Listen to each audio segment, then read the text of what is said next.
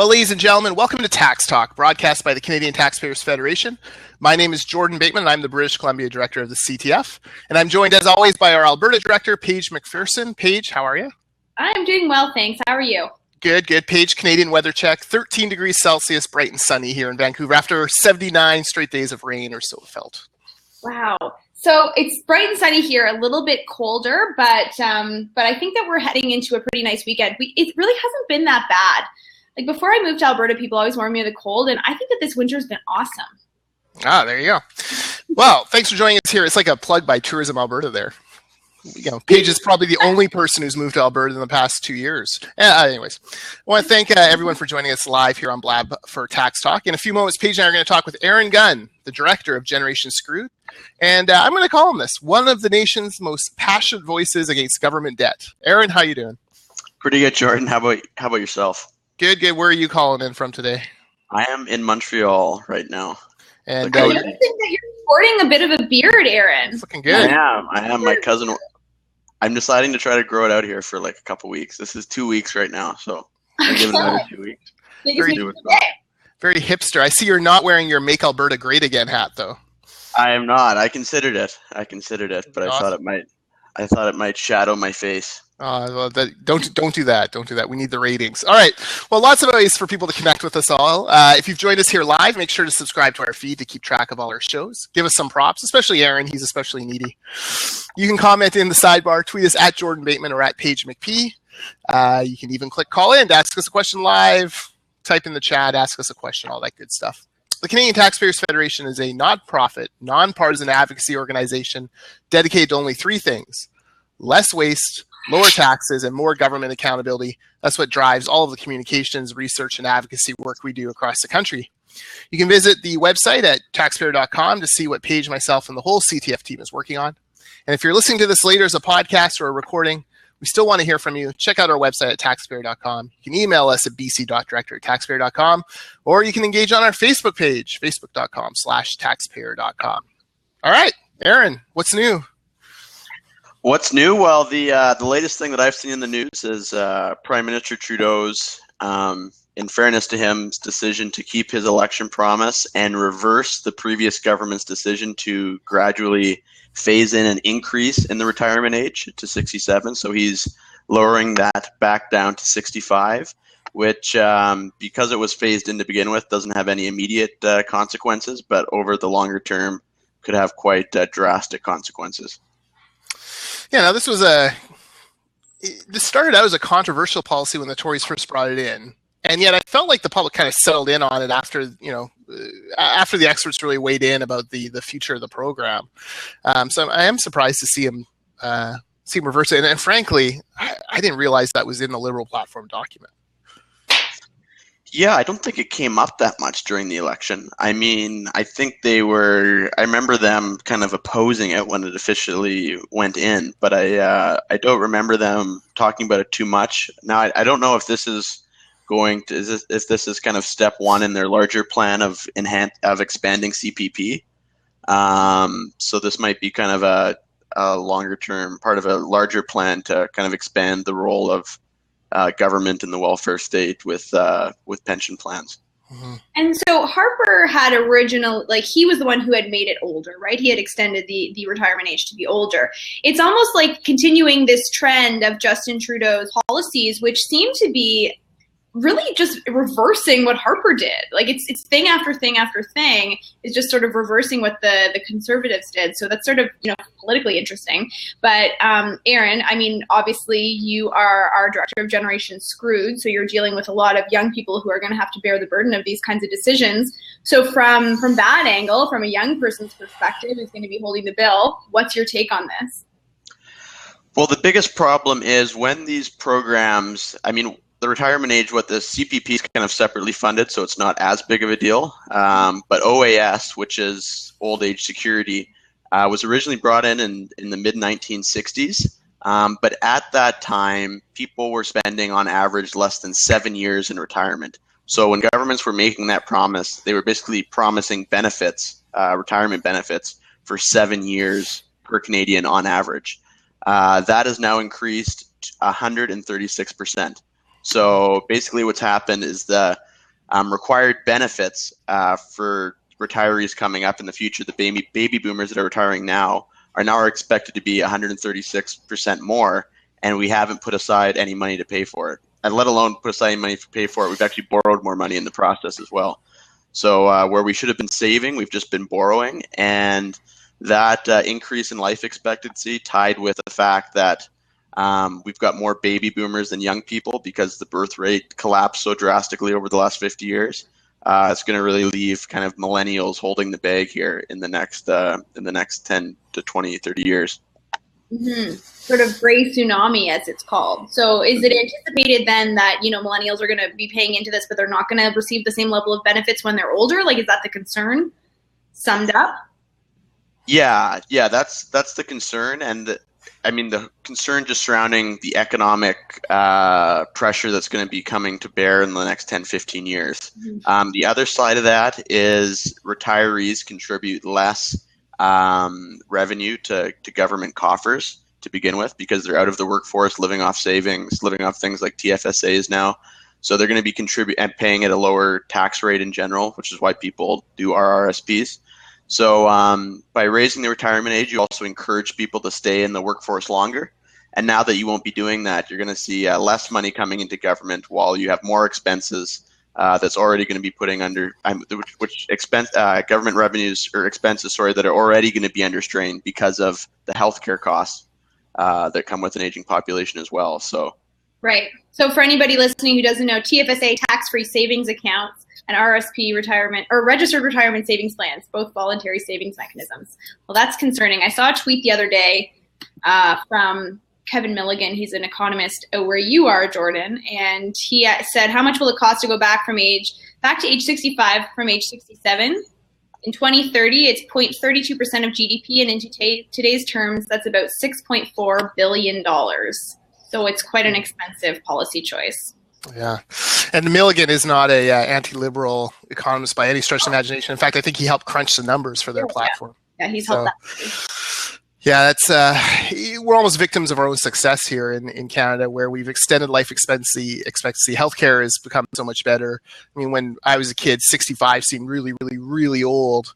Now, people are healthy and fit and working into their 70s sometimes because they choose to. So, this is I think a step backwards as far as entitlement programs go, and a mistake by the Trudeau government, but clearly designed to. I don't even know what age group was that really pandering to. I mean, everyone was, anyone who was close to retiring was going to get this age 65 thing anyways. I think it was 17 years until this thing took effect. I think it was more just reversing all the Harper stuff. I think that's what a lot of this stuff is politically motivated by. Yeah. It's a good point. I mean, Canada Post, their promises on that, the CBC funding cuts, quote unquote cuts. It's a very Trudeau way of governing, I guess. Yep, income splitting, TFSAs, all that stuff. Yeah. Paige, what's new with you? So what's been grinding my gears lately is talk of carbon tax. So in Alberta, we've got the NDP who's in government, and then we've got Wildrose in opposition. Wildrose, when the carbon tax was originally announced, I think it was back in November, they came out pretty strong against it. In fact, their leader, the leader of the opposition, Brian Jean, said, if I am elected, the first thing I'm going to do is scrap the carbon tax. And so he made a very strong statement on that. Since then, he's been softening his stance gradually, sort of talking, well, maybe it needs to be revenue neutral like BC's carbon tax. So we've gone from this position of basically kill the carbon tax. And now on Tuesday, they released their jobs plan in advance of the Alberta budget, which we're expecting in about a month or 3 weeks. They've said they want to delay the carbon tax until further economic analysis is done. So the stance has just completely softened, and it parallels with what's going on in Ontario with the Ontario PCs there, who again were against carbon pricing, against the cap and trade that the Liberal government there are bringing in, and now has completely softened their stance, basically saying that they would rather have a carbon tax instead of cap and trade, and they'd rather have some sort of a revenue neutral carbon tax scheme. So we're we're seeing both of these parties, in my opinion, really turn their backs a little bit on their voters, people who probably liked them for those reasons, and now are basically, I don't know, selling out taxpayers who are going to be footing the bill for this massive broad-based tax here in Alberta. It's going to be a $3 billion tax. So I think that's really disappointing to see. It's really perplexing coming from Wild Rose. I mean, their whole brand is, anti-tax, stop wasting government, basically try and rip off the CTF model and see if they can apply it into a political context. But I don't understand, why buckle on this? I mean, is there some secret rural support for the carbon tax that I don't see looking across the border? Well, it's perplexing to me. The carbon tax is not popular. When public opinion polls are done on the carbon tax, people in Alberta don't want a carbon tax. Like, over 60% will say no in these public opinion polls. So I've got to be, I've been thinking about it, and the only thing I can think is that, maybe they're thinking that in about 3 years' time, they'll take government. And at that point, they don't want to get rid of another revenue lever that has been put in place, aka another tax that's bringing them more money to spend how they like. And I guess, they might be talking about revenue neutrality and maybe doing something, talking about that behind the scenes. I don't really know, but I think that, I don't know. I mean, I can't figure it out. It's not popular. Yeah. The only thing I can think is that maybe they're thinking government and they're thinking they want more tax revenue. Man, Alberta's just fallen apart. I mean, you've gone from having the best taxation system in the world, income tax, the flat income tax or single rate income tax, to just, it seems like every week, you open the National Post. I don't read the Alberta papers, obviously, but I open the National Post. There's another terrible decision by the Alberta NDP government. Yeah, exactly. I mean, you've got all the tax stuff. You've got union stuff going on. They hired an Alberta Union of Public Employees former negotiator, was still on the AUPE website when they hired the government hired this negotiator to handle their negotiations about public sector salaries. I mean, I don't know. It's sort of, you feel a little bit helpless in Alberta, right? Because you've gone from, I think a position where people, were very empowered when it comes to their tax situation in the province. Very, very fair. I mean, the flat tax, the single rate income tax, everybody paying the same rate with a really high personal exemption at the other end so that the lowest income didn't pay any tax. People, I think, felt sort of, empowered and like it was a very fair and equitable system. And now we're just going in totally the other direction where it's sort of, we don't know what's going to happen. Are we going to get a fair deal for public sector negotiations? We've got a lot coming up this year. Who's standing up for the taxpayers? Nobody knows. And now you've got Wild Rose, which was opposing a carbon tax. So on the carbon tax now, who's standing up for taxpayers? I mean, it's sort of a crappy situation. Yeah.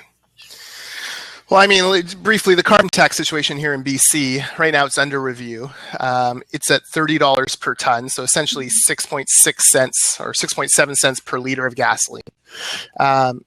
It's applied to heating costs, natural gas, for example. And amazingly, on natural gas, it's applied to your entire natural gas bill, which includes the storage of natural gas and the shipping to your door of natural gas. The actual natural gas itself, most people get a bill for like $9 or $10 a month, and the carbon tax is $7 or $8 a month. So it's when you actually look at the way the system has been framed here, it's a bit abysmal. Anyways, they're reviewing it, and I know that there have been hundreds of Taxpayer Federation supporters in BC writing in asking them to either scrap the tax or keep it frozen at the level it's been for the past 5 years. And judging from some preliminary conversations with some folks in Victoria, it sounds like there isn't a huge appetite to increase it. So just trying to give those guys the bullets they need to shoot down any talk of raising the carbon tax, because while it is revenue neutral to government, a lot of those tax credits or the money that comes out of that tax goes to things that average British Columbians have no ability to access. And when we used to get about 30% of it back in income tax cuts, now it's about 17%. So it's lost a lot of that revenue neutrality for the average person. So that's all happening. And my what's new is from the National Post today, and it's just a recommendation to read one column. If you're only going to read one column on U.S. politics and the Trump phenomena, read Colby Cautious today in the National Post. Colby goes through and kind of he kind of goes through a lot of these wild criticisms of Trump. He's a bigot, he's a xenophobe, all the big words they like to apply to him, Hitler to all that stuff. And he kind of digs into like what's really going on, what really happened at that protest. Is it Trump's fault that, there were protesters, or is it, this culture where people who, try to shut down one another who don't agree with each other. It's a brilliant piece. It starts with a kind of frightening scenario talking about potential assassinations and things like that. But Colby Kosh, I think, hits a home run on this one, and it's a piece I'm going to circle back to again this weekend and think about some more. So, yeah, I know, Aaron, you're following the Trump phenomenon. We want your take. Very closely. Popcorn, he's there. He's so excited. My ears peaked up a little bit when I heard that. No, it was interesting to watch. I think Cruz actually hurt himself a little bit by kind of not coming out directly after that tussle in Chicago and trying to lay part of the blame on Trump, which was, you could tell in any other situation. The thing with people are fed up with politicians because in any other situation he wouldn't have done that, but because he was running against the person involved, he tried to make a political point. Trump won Illinois by 9 points, so I don't think that really helped him, and I don't think it hurt Trump. I saw last night that Marco Rubio is just dropping out of politics altogether. Yeah, well, he hates the Senate, right? So he's been miserable there. Yeah, and so he didn't file his papers to run again. So he will disappear. I don't know what Marco Rubio does next, to be honest. Maybe governor. He can't even run for governor of Florida. He lost the statewide race. I wonder if he, goes into one of those roles in the States where it seems like these, big politicians will go and head up like a think tank or something like that. Yeah. Bobby Jindal's done that, and who's the guy who runs the Heritage? DeMint, who runs the Heritage Foundation. Yeah, exactly. I could see that happening. Yeah, which is very different than Canada. Eh? Like you would never, no one's saying, Stephen Harper's going to be the next president of the of the Fraser Institute or anything like that. Even though Harper is eminently qualified to do it. Yeah, for sure. I think the salaries are a little different. I think that in the States, those big think tanks, you've got there's a lot of gravitas and obviously profile that comes with it, but I'm sure that they're compensated. Canadian nonprofits, well, we're not in it for the money. if you believe the lefty media, and of course, why wouldn't we? You'll find that the Fraser Institute guys get paid quite handsomely for the work they do. Zillions. Well, should we move into or anything you want to say about feeling the burnout? He's done. I'm so disappointed. I was looking forward to the world's most entertaining election. Trump Sanders, how awesome would that be? Trust me, Trump Clinton. Oh man, that's going to be one ugly battle. Look, poor Bernie. Now all the states that kind of are a good fit for him are coming up next week when it's too late. The Clinton campaign, I guess, sent around a memo this week saying that they expect to lose all 7 of the races next week because they're all caucuses and in predominantly white states. So, too little too late for the burn, I guess. Not feeling the burn. Socialism unless Clinton gets indicted. There's always that. But then they would just draft Elizabeth Warren, wouldn't they, at the convention? Yeah, or Biden or someone like that. Biden, can you imagine? Yeah. Can you imagine if she got indicted, Trump didn't make the majority, and we had 2 people who never went through the primaries run for office, run in November? How about if Clinton gets indicted, Bernie and Trump are leading both their parties, then steal their nominations, and then Bernie and Trump both run independent. A 4-party race. 4 candidates, a 4-party race. Man, can you imagine? Some of those states you'd win with 30% of the vote. It'd be I think it's happened. Well, it's happened. I can't remember the last time it's happened. 1800s or something like that, when you had 4 different. But in the 60s, when George Wallace ran as an independent, he won states. States as a third party. Yeah. The one thing that's worth noting for all you out there who fear Trump greatly, or Clinton for that matter, is the U.S. system is so much different than the Canadian system. If Donald Trump was the leader of the Liberal Party and was the Prime Minister of Canada today, he would have basically unfettered power. There's no checks or balances on a prime minister when you have a majority government, or such difficult ones to pass. Whereas in America, of course, you've got the two houses, you've got the Supreme Court, you've got all of these different things that kind of penny in, which is something that I think Obama has run up against over and over again. So, it's not like you're giving this guy. I kind of laugh when they're like, "Oh, he's going to be a dictator" and all this. Well, you can't really dictate to the Senate and the House. So it's kind of funny. You're undermining our quality, sober second thought that we have in our Senate in Canada. How can I forget the Senate? That's right, where we appoint independent people with no political leanings, like the heads of our transition team. All right. Well, enough Trump talk. We should actually we should get an American expert on here, Paige, just to ask all of our annoying questions too. Let's check your old reporter's Rolodex. Aaron Gunn is the director of. I was actually going to get the gif of you reacting to being called the executive director of the Canadian Taxpayers Federation. He's the director of Generation Screwed, which is a campus club movement across Canada. Aaron, why don't you start just by describing Generation Screwed and the number of campus clubs you have going, and let's start there. Yeah, sure. So Generation Screwed is an initiative of the Canadian Taxpayers Federation. It's a youth initiative. It's primarily based on university campuses across the country. We're on 27 university campuses right now, from Victoria to St. John's, Newfoundland, so really coast to coast.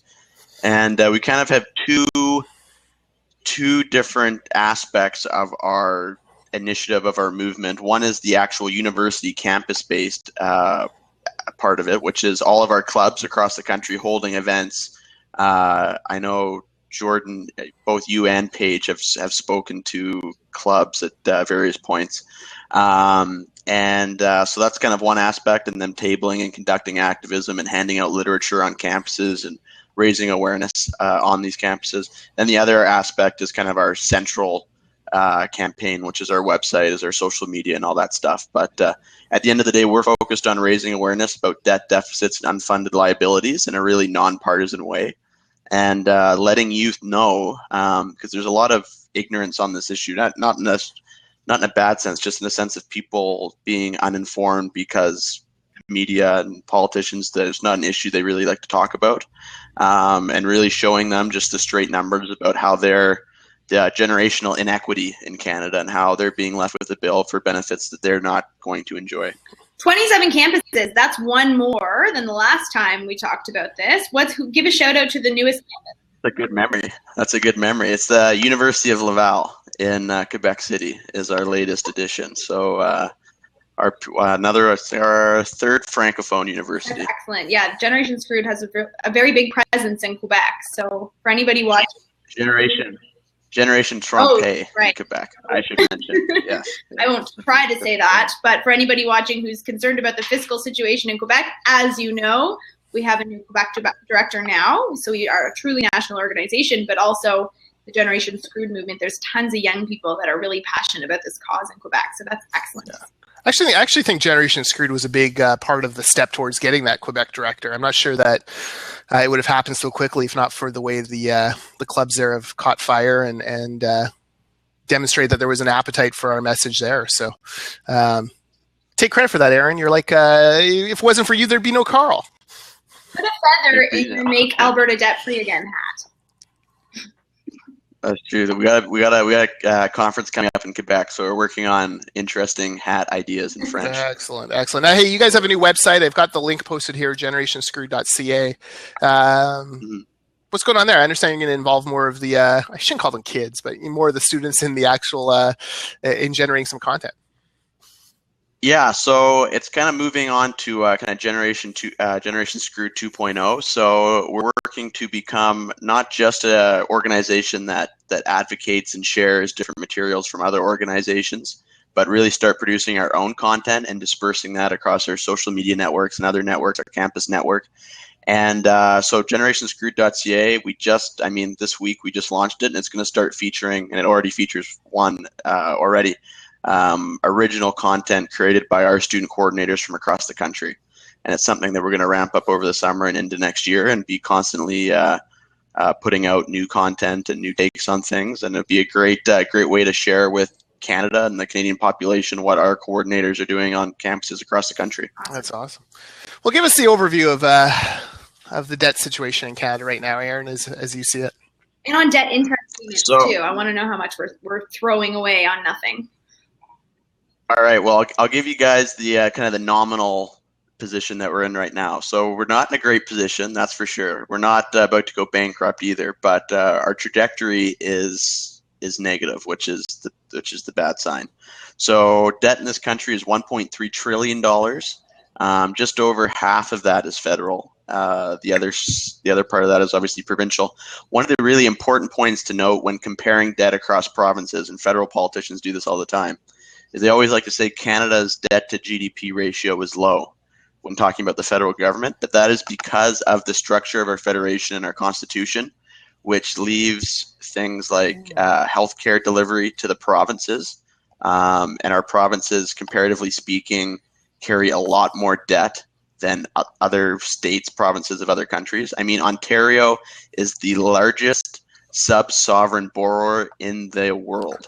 So it is the largest borrower. There's no, it borrows more money than California. California obviously is 35 some million people. So it gives you a idea that, and at the end of the day, when you say debt to GDP and stuff, Canada's got one GDP number, one population figure. So it doesn't matter how that debt's divided up. Just pause there for a second, Aaron, because that's actually something I've never thought about in the context of, say, British Columbia, where I get the debt to GDP number all the time. And, Jordan, why are you worried? It's so good here. You're saying they compare it to national governments generally, but if I compared debt to GDP of, a few states, I'd find that BC isn't doing as well as they say. Yeah. You'd find out that if you listed, a lot of U.S. states are very, part of it's that healthcare is private and stuff, but they don't have. Our provinces are very strong and power, compared to almost any other country in the world. I mean, a lot of the European countries, it's very centralized. The UK government, the French government, and stuff. So Ontario borrows more money than California by a lot. So I think if you looked at BC again, it would be compared to if you looked to Washington State or something, it would be astronomically higher. I've made a note to check that. There you go. So it's definitely worth checking. So that's and the trajectory aspect of it is every government in Canada, province, and the feds are increasing the debt burden right now on future generations.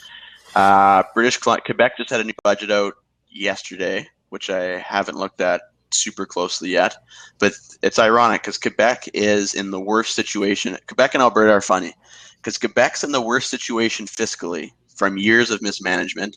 Alberta's in the best from years of good management, but they are on opposite trajectories. So Quebec probably has the lowest relative increase in debt this year, and they're actually putting money aside called the Generation Fund to pay back the debt, kind of like the Heritage Fund. Where in Alberta, you have now the largest per capita deficit in the country, aside from maybe Newfoundland, which is a basket case on its own, but that's a whole other story. What deficit are you using for that? What deficit number in Alberta? Well, that would apply to both. Because right now, the finance minister has indicated that we can expect the deficit to increase, basically double the operational deficit to $10.4 billion. That's what we're anticipating. So is that the number that you're using, or are you using what our current deficit is? For Alberta being second? I was using, so that would probably be before that announcement, but I would think that it would still be second. Because, Newfoundland is an absolute basket case, and their budget is even more tied to oil prices. Because that's pretty much all that Newfoundland had going on there. So that's and they literally wasted that opportunity quite impressively. Yeah. But, and then on the interest payment side, governments in Canada, $54 billion a year wasted on interest payments, money that doesn't go to education, healthcare, all that good stuff. I like to say, Jordan, right at the start of the program, said CTF is all about, one of our biggest thing is government waste, fighting back against government waste. Obviously, Jordan, with the TransLink is a provincial hero for that. Provincial hero. Oh, you hear that, but- Pager? Provincial hero. Provincial hero. And Paige with the poop palace there in Calgary and a whole bunch of different waste things Poor there. Paige. But Poor in Paige. reality, She gets the poop palace, and I'm a provincial hero. Jordan's a hero. Paige, you're a provincial hero to me. Yeah, thanks, Jordan. You're a national treasure, and I've got a poop palace. But in a lot of ways, the interest payments are the biggest case of government waste in this country. Over $50 billion a year. One of the best statistics I like using is since 1970, the federal government has borrowed around $700 billion for, who knows where that money went. But we've spent over $1 trillion in interest payments. So we've spent over 100%, like 100% rate, and we still have the debt. So it's a mind-boggling lack of return on investment. That I think is important to point out, and it's just the biggest case of government waste in the country. So, of course, we call it debt servicing too, right? Like, but the government, it's not interest payments, it's not, future tax increase. Oh no, it's debt servicing. I think in BC, I think we actually spend more on debt servicing, aka interest, than we actually do on our advanced education system. So when kids are always talking to me about how tuition should be free, I'm like, great, let's pay off the debt and do it. No, it's federally we spend more on debt interest than the military, which is obviously a primary role of government defense. And in Alberta, I'm sure I don't have the statistics in front of me. I'm sure it's one of the fastest growing expenses in the budget as a percentage of the budget. Oh, I cannot wait. April 14th is our Alberta budget. It's going to be a disaster, I'm sure, based on any indication that we've gotten from the finance minister. It's not been good. So I want to ask, though, a lot of people will say, oh, well, you're just fear-mongering about the debt. It's not that big of a deal. Everybody takes on debt. People take on debt to buy a house, right? I get a mortgage to buy a house. That's not a big deal. Do you want to maybe tackle that? Because I know that you've said in the past that, government taking on that debt is not like people buying a house and taking out a mortgage. Yeah, so it's like the latest refrain from, I like to call them debt apologists in the country.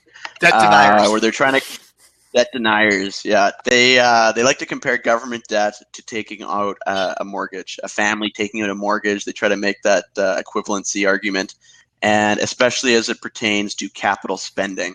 And they do a lot of separating the budgets now. So capital spending on infrastructure, that's infrastructure spending.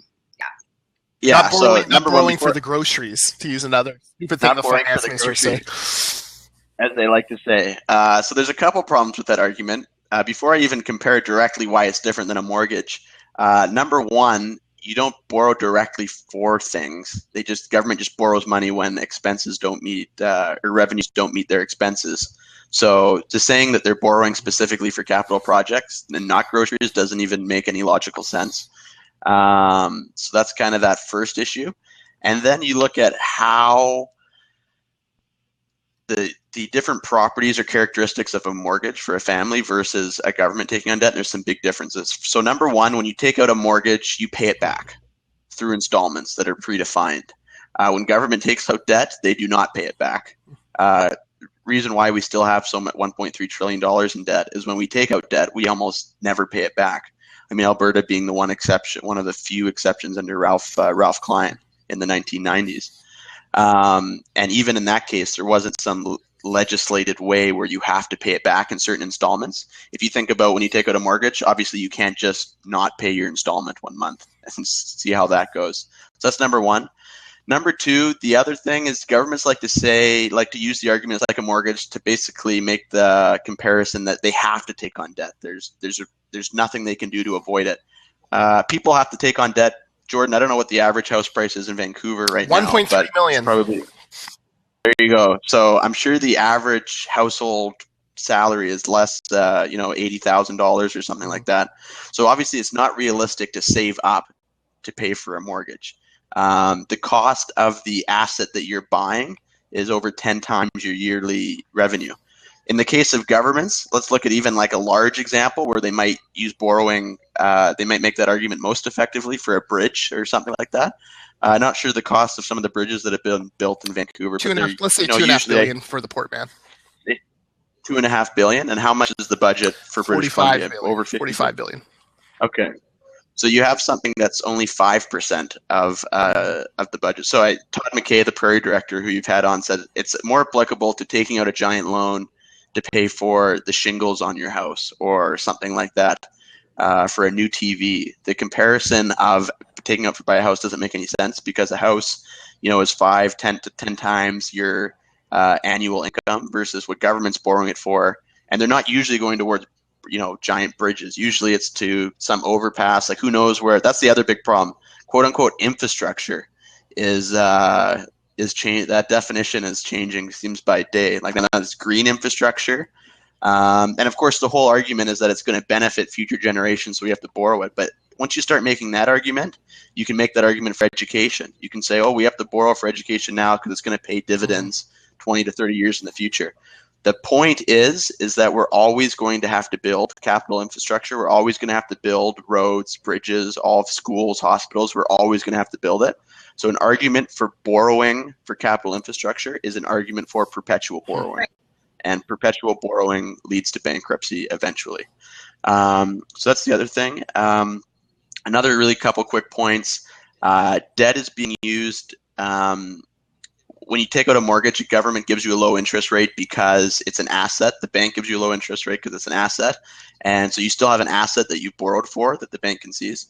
When a government is borrowing money from the bond markets, they're not getting a low interest rate because all these bondholders are like, oh, we can always seize the overpass or the bridge if we need to. They're getting a low interest rate because governments have unlimited power to tax. So that should concern people because people are thinking, well, if governments get in trouble, they can just tax their way out of it.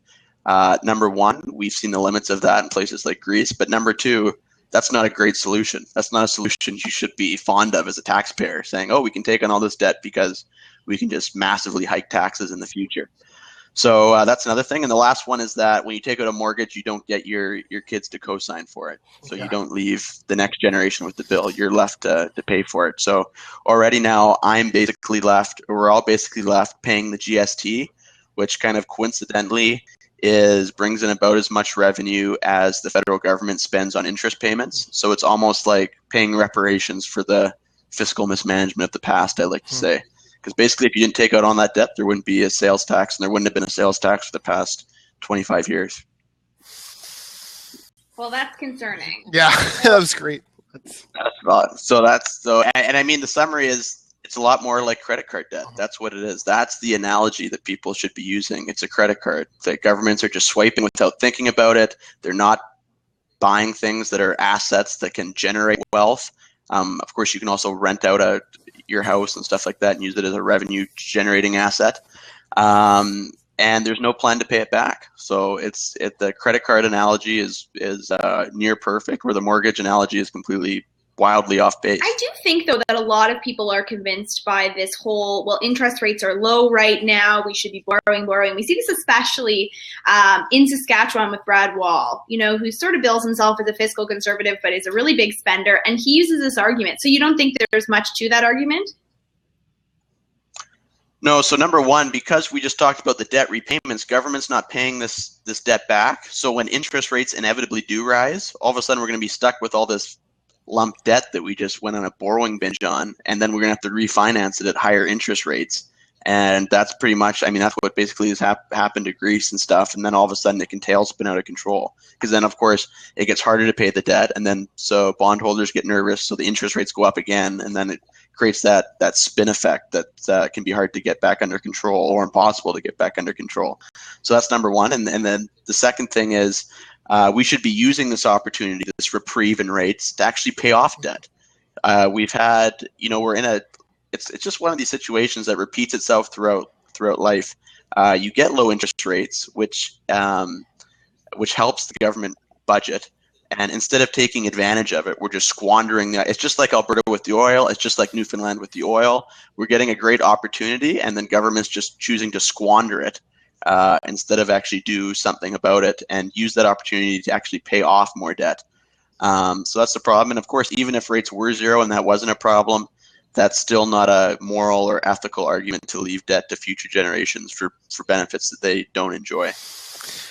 Well, this is an issue that frustrates a lot of us because, in British Columbia, the government had made some progress. They'd gotten the debt down to about $33.5 billion in 2007. They seem to have a plan that they were going to keep going, and next year this debt will top $70 billion. So in less than a decade, they've put on $37 billion, despite the fact that half of those budgets were quote unquote balanced budgets. And I brought up the grocery analogy because BC's going to make a big deal next year around election time about how they paid off all of their operating debt from previous years. As if that's, a big accomplishment when you're carrying $70 billion in quote unquote capital debt, big deal. So you've paid off, a small portion when you're continuing to add debt year after year. So, Aaron, I always think of you as kind of the debt conscience of the CTF. I've often thought that we should be taping some of our conference calls where you give us hell over not giving enough hell over debt, where you're pushing for fairness for your generation, and it's an important reminder to us, folks. If you support the work Generation Screwed does, and you want to support these campus clubs, these young people, continuing to help them learn this stuff, talk about this stuff, and share this stuff, go to generationscrewed.ca, go to taxpayer.com. You can give designated donations directly to Generation Screwed. Every little bit helps, and it certainly helps spread our message. Spread our message to the next generation of taxpayers, which is the generation we should be focusing on. So thanks, Aaron. No problem. Thank you a lot, Jordan. Pager, you got a waste of the week. I do. So my waste of the week it's a small thing, but it's one of these things that, in Alberta right now, we're facing a really tough economy. Obviously, in Calgary, it's the same thing. Unemployment numbers in Calgary are just through the roof based on previous years. Our unemployment rate as a province has now topped Quebec's, higher than the national average for the first time in decades. And yet the Calgary Police Service is hiring on their website for a yoga instructor. So this is a position that was, I guess it was a contract position. Now the instructor is not there anymore, and they want to hire a new one. And to me, this is a perfect example of the kind of thing. It's not needed. This is a want. Yeah, it's a really nice perk to have at work, and it's probably part of their wellness initiative or something, but we just don't need this right now. And frankly, with the very generous benefit packages and the salaries that we pay our police, obviously for good reason, they do a good job. I think that if they really need to do yoga, they could probably do it on their own dime, in their own time. And so that's, we don't even know what the cost of that would be yet. They won't release the salary until the person is hired. But it's just one of these things that's like, really? Do we really need this now? No, and let them know that the Canadian Taxpayers Federation, we are willing to pay for and donate a yoga DVD to the police force in order to do that. So while the economy goes downward dog, the police department's spending money on yoga. Interesting. Great. Well, that's it for this episode of Tax Talk from the Canadian Taxpayers Federation. Be sure to follow Paige on Twitter at Paige McP, follow Aaron at Aaron Gunn, or follow me at Jordan Bateman. If you're watching this on Blab, be sure to subscribe to our feed and give us props. And if you're listening to this later on iTunes, please subscribe and give us a good rating. You can check out our website at taxpayer.com, and be sure to join us again in 2 weeks. We're taking next week off because it's Good Friday, but we'll be back Friday, April 1st, 9 a.m. Pacific, noon Eastern. We're going to talk more taxes, and you can expect some April Fool's hijinks, which Paige and I have got to talk about offline. What silliness we'll get into. Who do we know who are the big April Fools? Perhaps that might be a good angle to go. So thanks for tuning in, and we'll talk to you all next week or 2 weeks from now. Take care, everyone.